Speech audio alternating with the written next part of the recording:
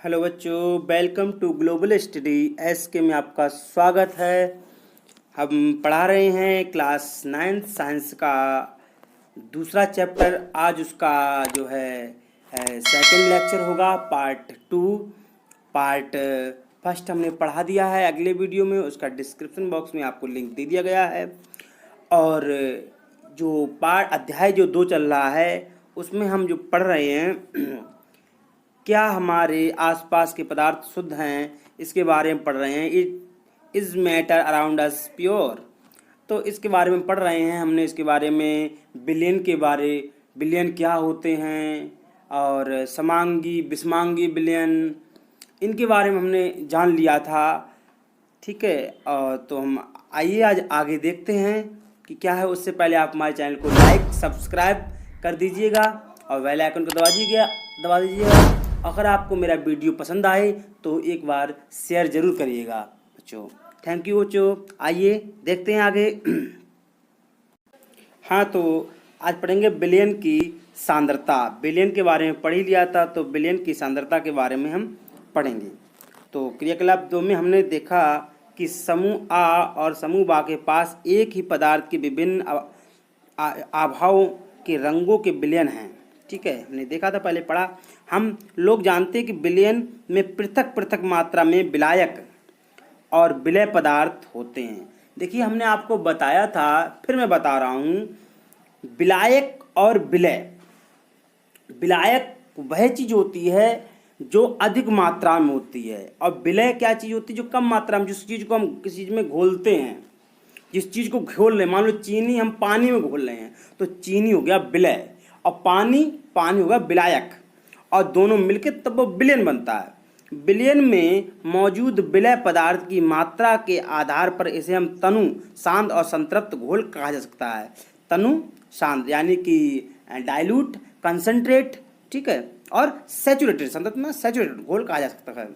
तनु सांद्र तुलनात्मक शब्द हैं। क्या है? तुलनात्मक शब्द हैं। कंपेरेटिव डिग्री है कि उसके आधार पर, कंपेरेटिव डिग्री का मतलब यह समझ लीजिए कि अभी हम ये बोलें कि ये लाइन मान लो, देखते ये वाली, तो ये इसकी हाइट कम है ज़्यादा है।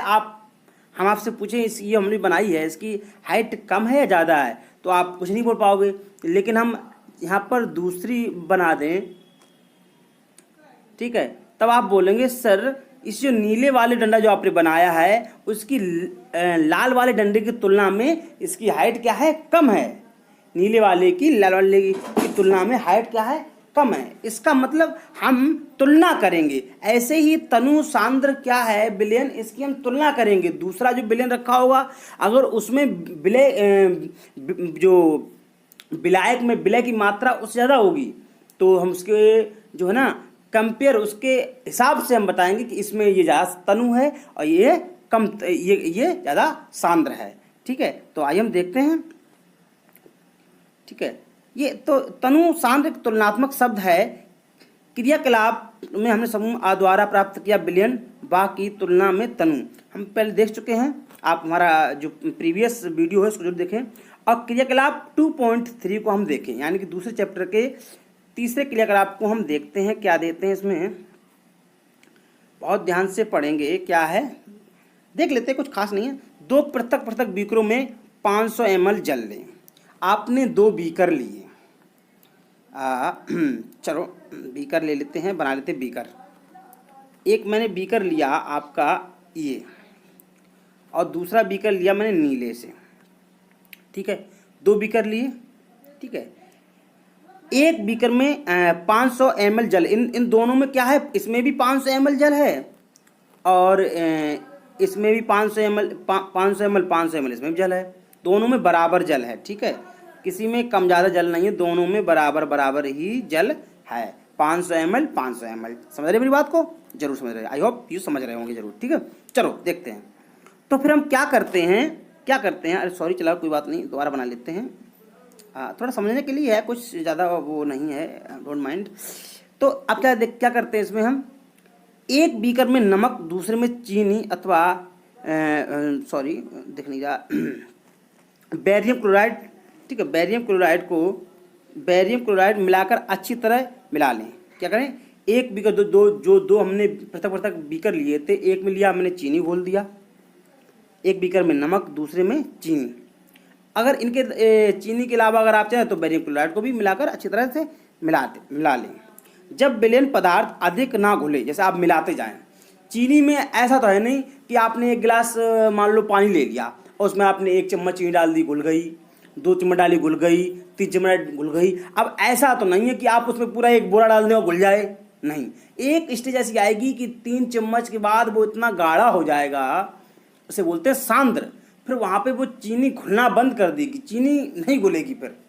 ठीक है, विलय पदार्थ अधिक ना घुले और 5 सेल्सियस ताप बढ़ाने के लिए बीकर को गर्म करें, यानी कि उसको जो टेम्परेचर 5 सेल्सियस बढ़ाएं। विलय पदार्थ को पुनः मिलाना शुरू करें। अगर आप टेम्परेचर बढ़ाएंगे तो हमने बताया विलयता बढ़ती है, अब अगल पढ़ाया था। ठीक है, आप हमारा जो पहला लेक्चर है उसको जरूर देखें। ठीक है, विलय पदार्थ को पुनः मिलाना शुरू करें। ठीक है, इतना हमने देख लिया। आइए देखते हैं क्या है, क्या किया। हाँ देखते हैं। हाँ, तो हमने प्रैक्टिकल जो ये किया कि अलग अलग ताप पर डाला, तो अब हम इसको करते क्या निष्कर्ष क्या निकलता है। तो निष्कर्ष हम देखते हैं इसमें। देखो, क्या किसी दिए गए ताप पर चीनी, नमक तथा बेरियम क्लोराइड की जल में घोली की मात्राएं बराबर हैं। जब ऐसा प्रैक्टिकल हम करेंगे तो हमें प्राप्त होगा, क्या होगा, किसी निश्चित ताप पर उतना ही विलय पदार्थ घुल सकता है जितनी की विलयन की क्षमता होती है। विलय पदार्थ मतलब चीनी, नमक, ये क्या है, विलय हैं। और विलयन क्या, जिसकी विलयन जितनी विलयन की क्षमता होती है, जो विलायक जो होगा उसमें कितना घुल सके तो वो विलयन बनेगा। अब ऐसा थोड़ा नहीं कि एक गिलास पानी में आप पूरा एक बोरा डाले जा रहे हैं या नमक डाले जा रहे हैं, ऐसा नहीं है। ठीक है, तो क्षमता के हिसाब से, दूसरे शब्दों में दिए गए निश्चित ताप पर आप कोई एक ताप निश्चित कर दें। मान लीजिए आपने 25 सेल्सियस टेम्परेचर दिया ताप पर, है ना, आपने कोई 25 सेल्सियस टेम्परेचर ले लिया। इस ताप पर अगर आप कोई चीज़ एक मान लो 500 ml आप जो है वाटर लेते हैं, उसमें चीनी घोल रहे हैं निश्चित ताप पर, यदि विलयन में विलय पदार्थ नहीं घुलता तो उसे संतृप्त कहते हैं। अब उससे जितना घुल गया, नहीं घुलता मतलब ये नहीं घुल ही नहीं रहा, घुल जितना मान लो 1 चम्मच घुल रहा तो उसमें, सपोज दैट मान लेते हैं। ठीक है, ताप पर यदि विलयन में विलय पदार्थ नहीं घुलता, मालूम नहीं घुलता मतलब क्या है कि जितना घुल गया उतना घुल गया। अगर आप उससे ज़्यादा नहीं घुल रहा तो अब जो घुलना जो बंद हो जाएगा, उस स्टेज को कहेंगे, उस स्थिति को कहेंगे संतृप्त विलयन। अब उससे ज़्यादा आप विलय पदार्थ को नहीं घोल सकते। ठीक है, विलय पदार्थ की वह मात्रा जो इस ताप मतलब कोई निश्चित ताप पर विलयन में उपस्थित, उसकी घुलनशीलता कहलाती है। आप कहेंगे इसकी कितनी घुलनशीलता है। सपोज दैट आप मेरी बात को समझिए, मान लो 1 गिलास ये है और इस बहुत जल्दी ये गिलास है, इसमें 500 ml हमने जो है जल ले लिया, 500 ml, और इसमें मान लो 2 चम्मच चीनी है। तो 2 चम्मच चीनी जो हमने इसमें डाली, ठीक है, शुगर डाली है, तो ऐसा नहीं है 500 ml का मैंने 50 ml लिख दिया है, थोड़ा करेक्शन कर दो, 500 ml कर दो, ऐसे लो बस। ठीक है, 500 ml जब घोलें तो इसमें चीनी मान लो, एक चीनी जो घुल रही है वो 2 चम्मच घुली, उसके बाद नहीं घुल रही, तो अगर आप उसे हीट करेंगे तो और जल्दी घुलने लगेगी।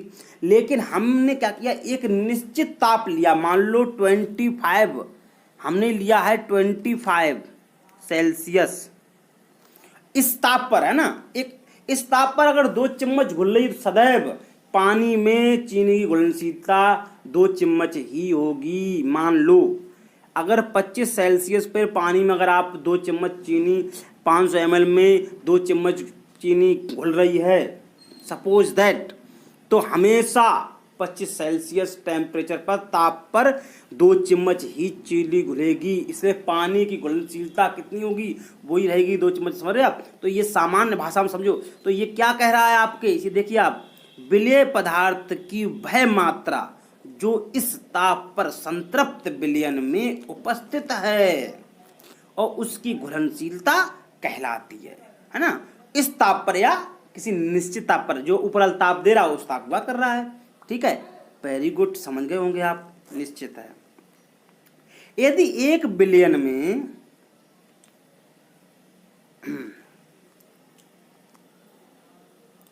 यदि एक विलयन में विलय पदार्थ की मात्रा संतृप्त से कम है, कोई संतृप्त मान लो एक स्टेज है कि अब उससे ज़्यादा नहीं घुलेगा, उससे कम है, तो इसे असंतृप्त विलयन कहा जाता है। असंतृप्त विलयन कौन सा होता है कि अब उसे और अगर आप घोले तो और भी चीनी घुल जाएगी। मान लो 500 ml चीनी, मैंने बोला कि दो चम्मच 500 ml वाटर में, जल में 2 चम्मच चीनी घुल जाएगी। अब हमने उसमें 1.5 चम्मच चीनी डाली, तो जो 25 सेल्सियस पे 2 चम्मच चीनी घुलने की घुलनशीलता थी और हमने डाली जो है 1.5 चम्मच, तो 1.5 चम्मच घुल तो जाएगी, लेकिन वो असंतृप्त विलयन कहलाएगा। संतृप्त विलयन करने के लिए हमें 2 चम्मच चीनी डालनी पड़ेगी। तो अगर उससे मात्रा संतृप्त से कम है तो क्या होगा, असंतृप्त विलयन कहलाएगा। असंतृप्त विलयन अनसेचुरेटेड, इसमें और भी मतलब विलय पदार्थ को और घोला जा सकता है, उसमें गुंजाइश है। आप बात समझ रहे हो मेरी, आई होप। यदि विलयन में विलय पदार्थ की सांद्रता संतृप्त स्तर से कम हो तो उसे असंतृप्त विलयन कहते हैं। विलय पदार्थ की सांद्रता, कोई विलयन है, कोई सॉल्यूशन है, उसमें मान लो घोल बन गया है, तो उसमें जो है ना विलय पदार्थ की सांद्रता कम है, स्तर संतृप्त स्तर से कम है, तो उसे असंतृप्त विलयन कहते हैं। यदि आप किसी विशिष्ट ताप पर एक संतृप्त विलयन लें तो उसे धीरे धीरे ठंडा कर लें तो क्या होगा। कोई निश्चित ताप पर आप संतृप्त विलयन लें, निश्चित ताप पर, ठीक, मतलब हमने 25 सेल्सियस ले लिया था, अब उसे हम ठंडा करें यानी कि 20 सेल्सियस ले जाएं तो क्या होगा। हमने अभी 25 सेल्सियस माना था, ठीक है, 25, ठीक है, सेल्सियस माना था, इस पे हमने संतृप्त किया था, 2 चम्मच चीनी घोली थी 500 ml में, याद है। अब ये बोल रहे हैं कि उसको धीरे धीरे ठंडा करें, आप ठंडा करें तो क्या होगा। तो क्या होगा देखते हैं। उपरोक्त किए गए क्रियाकलाप से हम कह सकते हैं, जो हमने क्या अगर प्रैक्टिकल किया होगा तो उपरोक्त किए गए क्रियाकलाप से हम कह सकते हैं कि दिए हुए निश्चित ताप पर पृथक पृथक पदार्थों की विलयन क्षमता भिन्न होती है। अगर आप टेम्परेचर कम करेंगे तो आपने 2 चम्मच जो चीनी घोली थी 25 सेल्सियस पे, वो 20 सेल्सियस पे 2 चम्मच नहीं फिर घुलेगी, फिर कम घुलेगी चीनी, हो सकता है 1.5 चम्मच घुले, है ना, तो वो कम घुलेगी। विलायक की मात्रा, विलायक क्या होता है जिसमें चीज घोलते हैं, पानी क्या है, विलायक है। द्रव्यमानात्मक आयतन में घुले हुए विलय पदार्थ की मात्रा को विलयन की सांद्रता कहते हैं, है ना। विलायक की मात्रा में जो विलायक है, मान लो पानी है, उसमें विलय पदार्थ जो चीनी है, मान लो, देखो मैं चीनी बार बार इसलिए बोल रहा हूँ, चीनी नहीं, नमक हो सकता है, बेरियम क्लोराइड, कुछ भी हो सकता है। बार बार हम एक एग्जाम्पल के लिए बार बार चीनी और पानी इसलिए बोल रहे हैं, हमारे घरों में शरबत बनता है तो हम उस चीज़ को बहुत अच्छी तरीके से जो है परिचित हैं, ठीक है। हाँ, डोंट माइंड कि बार बार सर चीनी और शरबत बार बार बोल रहे हैं, आपको भी और अच्छा एग्जाम्पल लगता है आप उसको भी रख सकते हैं, कोई दिक्कत नहीं है, ठीक है। हाँ, तो विलायक क्या है, पानी हुआ। अब उसमें जो पदार्थ है मतलब उसमें घुले हुए विलय को, जो चीज़ कम होती मात्रा में होती है उसे विलय बोलते हैं, मैंने बताया था। जो ज़्यादा मात्रा में होती है वो विलायक होता है, दोनों मिलके विलयन बनता है। तो विलय पदार्थ की मात्रा को विलयन की सांद्रता कहते हैं। जैसे जैसे विलय पदार्थ बढ़ेगा सांद्रता बढ़ेगी, समझ रहे हो, वेरी गुड। आइए देखते हैं क्या है। विलयन की सांद्रता को दर्शाने की बहुत सी विधियां हैं, लेकिन हम यहाँ सिर्फ 3 विधियों के बारे में चर्चा करेंगे विलयन की सांद्रता के कंसंट्रेशन ऑफ सॉल्यूशन को दर्शाने के लिए। ये कुछ विधियां 2 दी गई हैं, इनके बारे में पहले देख लें। Very good. द्रव्यमान या विलयन के द्रव्यमान प्रतिशत बराबर होता है विलय पदार्थ का द्रव्यमान, विलय जो घोल रहे हैं, नीचे क्या है विलयन का, विलयन ऊपर विलय, और गुणे ऊपर क्या है 100 से कर देंगे तो हमें आपको क्या निकल आएगा, विलय की जो विलयन की सांद्रता निकल आएगी, विलयन की वो विलय की सांद्रता निकल आएगी। ठीक है, विलयन की सांद्रता को दर्शाने के लिए, विलयन की सांद्रता ना, कंसंट्रेशन ऑफ सॉल्यूशन, सांद्रता को दर्शाने के लिए। ठीक है, देख लें, कोई वो नहीं है। Very good. हाँ, द्रव्यमान, विलयन के आयतन प्रतिशत, विलय पदार्थ का द्रव्यमान, विलय पदार्थ जो चीज़ घोल रहे हैं उसका द्रव्यमान कितना, मान लो हमने 50 ग्राम चीनी घोली। अब विलयन का आयतन, विलयन कौन सा होता है, जो विलायक का भी हम आयतन ऐड कर दें और विलय का भी आयतन ऐड कर दें, आगे देखेंगे गुणे 100 से करेंगे, ये दूसरा हो गया। ठीक है, ये फार्मूले आपको याद भी करने पड़ेंगे। तीसरा ये है विलयन के आयतन, विलयन के आयतन, अरे अरे अरे अरे धीरे से आज कहाँ जा रहे हो भैया, विलयन के आयतन, आयतन प्रतिशत, विलय का आयतन और विलयन का आयतन गुणे 100। ठीक है, गुणे 100। चलो एक एग्जाम्पल देखते थे, छोटा सा एग्जाम्पल है और इसको हम देखते हैं, बहुत सॉल्व किया गया है। पहले क्वेश्चन सही से पढ़ते हैं। एक विलयन के 320 ग्राम विलायक जल में, देखो अभी समझना, इसको बहुत अच्छी चीज़ हमने समझाई है और सब आपको समझ में आएगा, मुझे पूरा विश्वास है। कोई विलयन है, आप जानते हो विलयन क्या होता है, विलयन क्या होता है, A + B, मैंने बोला था। अब विलयन क्या होगा उसमें, AB, इसमें ये क्या हो गया, ये तो हो गया विलायक और ये हो गया विलय, B हो गया विलय, बताया। और जब दोनों मिल जाएंगे तब बन जाएगा AB, तब हो जाएगा विलयन। ठीक है, ये तो हो गया है। अब ये हुए एक विलयन के, कोई विलयन है 320 ग्राम विलायक जल में, तो 320 ग्राम जल में हमने 40 ग्राम साधारण नमक विलय घोला, विलयन की सांद्रता ज्ञात कीजिए। अब हम आप जानते हैं ये तो हो गया विलायक और ये हो गया विलय 40 ग्राम। हमें विलयन की सांद्रता निकालने के लिए हम दोनों क्या करेंगे, जोड़ देंगे, तब निकल जाएगा हमें विलयन। टोटल क्या होगा, विलयन जो हमने फार्मूला लगाया था वो लगाएंगे। आप फार्मूला देखो, आप पहले विलयन, विलय क्या है, नमक है 40 ग्राम हो गया, विलायक क्या हो गया, जल हो गया। ठीक है, विलयन का द्रव्यमान, हम टोटल विलयन का, तो विलयन का द्रव्यमान के लिए हम क्या करेंगे, विलय का पदार्थ का द्रव्यमान और विलायक का। तो विलय पदार्थ कौन सा था, 40 ग्राम, और दोनों हमने क्या करे, जोड़ दिए, तो 360 ग्राम हो गए, नहीं हो गए। Very good. अब क्या वही फार्मूला जो हमने पढ़े थे वो फार्मूला हम यहाँ पे लगा देंगे। विलयन का द्रव्यमान प्रतिशत बराबर विलय पदार्थ का द्रव्यमान, और विलय पदार्थ का द्रव्यमान क्या था, 40, यही था। और टोटल नीचे क्या था, विलयन का, विलयन का दोनों जोड़ के देखो। एक अगर आप 320, ये तो उसका है, विलायक का है जिसमें घोल रहे हैं भाई। जो विलयन बना उसमें मान लो हमने फिर भैया था कहीं कि पानी में चीनी घोल दी या नमक घोल दिया, नमक और पानी के दोनों को बाहर देखेंगे उसका द्रव्यमान होगा, तो नीचे दोनों को लिखा जाएगा जोड़ के, तो 360 लिखा, 0 से 0 कट। ठीक है, 4 एकम 4,